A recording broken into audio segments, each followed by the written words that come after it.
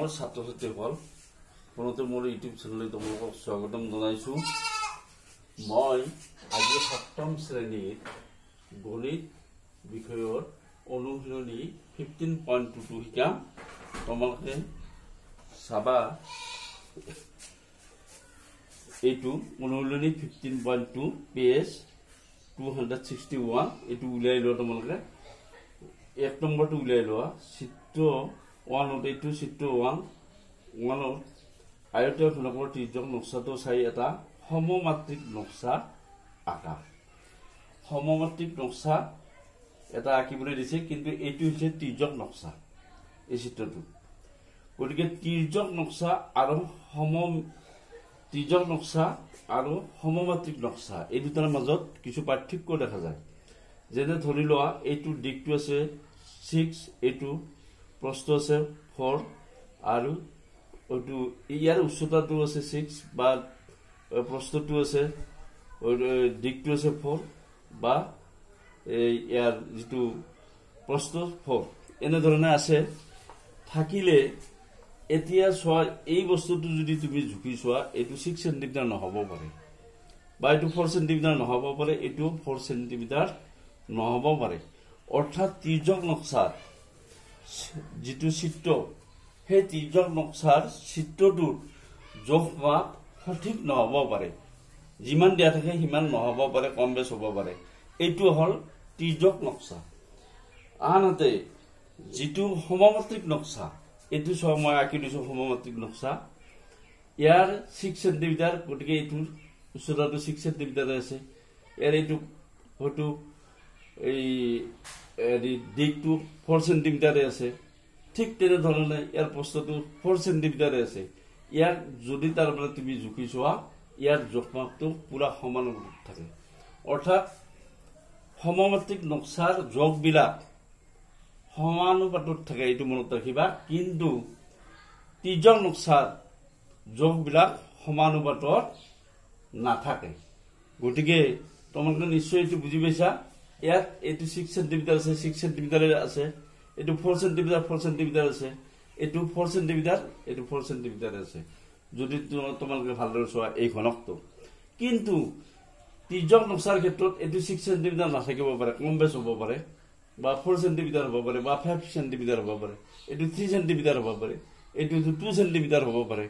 গতিকে এই ত্ৰিজ্যক নক্সা আৰু সমমাত্ৰিক নক্সাৰ পাৰ্থক্য এইখিনিয়ে। তোমালোকে মনত ৰাখিবা যে সমমাত্ৰিক নক্সাত যিবিলাক জোখমাপ বা দিক প্ৰস্থ উচ্চতা ইয়াৰ যিটো জোখমাপ এইটো সঠিক ৰূপত থাকে, অৰ্থাৎ সমানুপাতত থাকে। কিন্তু ত্ৰিজ্যক নক্সাত এই জোখমাপবিলাক সমানুপাতত নাথাকে। এইটো নিশ্চয় বুজি পাইছা। এইটো হ'ল নাম্বাৰ 1, এইটো ত্ৰিজ্যক সমমাত্ৰিক নক্সা চিত্ৰ এইটো। নেক্সট 2 নম্বৰ দিছে কি 5 সেন্টিমিটাৰ 3 সেন্টিমিটাৰ আৰু 2 সেন্টিমিটাৰ মাত্ৰাৰ এটা সমমাত্ৰিক আৰু এটা ত্ৰিজ্যক নক্সা আঁকা। মই এইটো চোৱা 5 সেন্টিমিটাৰ এটা সমমাত্ৰিক নক্সা আঁকিছো। এইটো 3 সেন্টিমিটাৰ, এইটো হ'ল 2 সেন্টিমিটাৰ।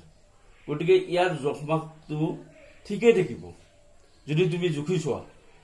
কিন্তু ত্ৰিজ্যক নক্সাৰ ক্ষেত্ৰত যদি এইটো জুখি চোৱা তেতিয়া ঠিক এইটোৰ নিচিনা হ'ব নেকি জোখমাপটো? চোৱা ত্ৰিজ্যক নক্সা, গতিকে এইটো নিশ্চয় কম বেছ আছে।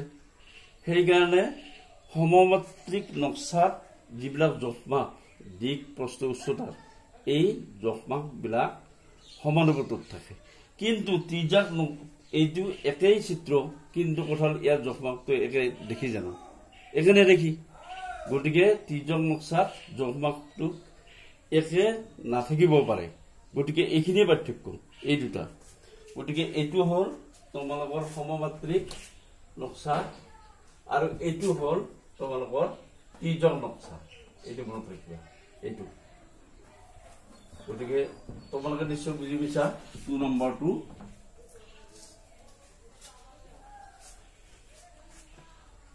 নেক্সট হ'ল 3 নম্বৰ। 3 নম্বৰটো দিছে কি তোমালোকে পঢ়ি চাবা। এটা গোটা বস্তুৰ নাম লিখা যাৰ শীৰ্ষবিন্দু আৰু সমতল নাই। চ এইটোৰ শীৰ্ষবিন্দু আছে জানো এই বলটোৰ এইটোতো শীৰ্ষবিন্দু নাই আৰু ইয়াৰ সমতল আছে নেকি সমতল মানে কি সমান তল গতিকে ইয়াৰ তলখন কি বক্ৰতল হে গতিকে ইয়াৰ উদাহৰণটো কি হ'ব 3 নম্বৰটোৰ এনসাৰটো হ'ব যে এটা গোটা বস্তুৰ নাম লিখা যাৰ শীৰ্ষবিন্দু আৰু সমতল নাই বল বা মাৰ্বল বা গোলক এই এনে ধৰণৰ নাম্বাৰ 4 আছে কি যে তোমালোকে চাই লোৱা নাম্বাৰ 4 টো 3 সেন্টিমিটাৰ আৰু 3 সেন্টিমিটাৰ যখন তিনটা ঘনক এটাৰ ওপৰত আনটো থৈ দিলে উৎপন্ন হোৱা গোটা বস্তুটোৰ নাম লিখা গোটা বস্তুটোৰ দিক প্ৰস্থ আৰু উচ্চতা কিমান সো মই ইয়াত আঁকি লৈছো এইটো বস্তু মই আঁকি লৈছো এই বস্তুটোৰ এইটো এটা ঘনক এটাৰ ওপৰত আৰু এটা দিছো 3 সেন্টিমিটাৰ ঘনক এইটো আৰু এইটো এই তিনিটা ঘনক দিছো প্ৰতিটোৰে যোগ দিক প্ৰস্থ উচ্চতা 3 সেন্টিমিটাৰ কৈ আছে থাকিলে এতিয়া সোৱা ইয়াৰ যিটো প্ৰস্থটো কি আছে এতে ইয়াৰ বা দিক এইটো দিক ধৰিল এইটো দিক 3 সেন্টিমিটাৰ দিকটো হল এইটো 4 নম্বৰ দিকটো হল 3 সেন্টিমিটাৰ দিক সমান 3 সেন্টিমিটাৰ তাৰ পিছত প্ৰস্থ মানে বহল প্ৰস্থটো এইটো প্ৰস্থ এইটো বহল গতিকে এইটো হল 3 সেন্টিমিটাৰ এতিয়া ইয়াৰ উচ্চতাটো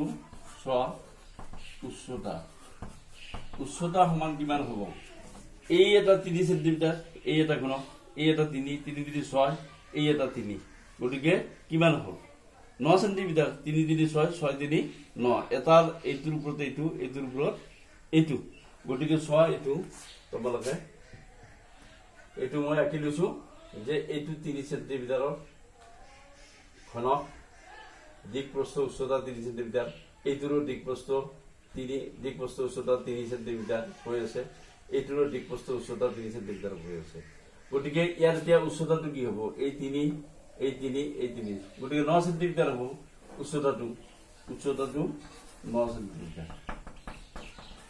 সেন্টিমিটাৰ আৰু ইয়াৰ যিটো দিকটো আছে 3 সেন্টিমিটাৰ প্ৰস্থটো 3 সেন্টিমিটাৰ গতিকে ইয়াৰ এনসাৰ এইখিনি হ'ব গতিকে মৰমৰ ছাত্ৰ-ছাত্ৰীসকল আৰু এইটো হ'ব কি এটা আয়তীয় ঘনক এইটো এটা আয়তীয় ঘনক নহয় জানো চোৱা এইটো হ'ব এটা আয়তীয় ঘনক এইটো আয়তীয় ঘনক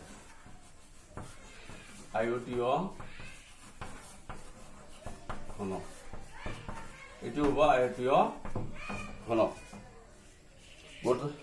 বস্তুটোৰ নাম লিখিবলৈ দিছে গতিকে এইটো হ'ব এটা আয়তীয় ঘনক ইয়াৰ দিক হ'ব 3 সেন্টিমিটাৰ প্ৰস্থ 3 সেন্টিমিটাৰ আৰু উচ্চতা হ'ব 9 সেন্টিমিটাৰ এনে ধৰণে বস্তুটো তোমালোকে আঁকি ল'বা নিশ্চয় মৰমৰ ছাত্ৰ-ছাত্ৰীসকল তোমালোকে এই ভিডিঅ'টো বুজি পাইছা যদি তোমালোকে ভিডিঅ'টো ভাল পাইছা তেতিয়াহ'লে ভিডিঅ'টো লাইক কৰিবা আৰু মোৰ এই চেনেলটো সাবস্ক্ৰাইব কৰিবা সামৰিছোঁ ধন্যবাদ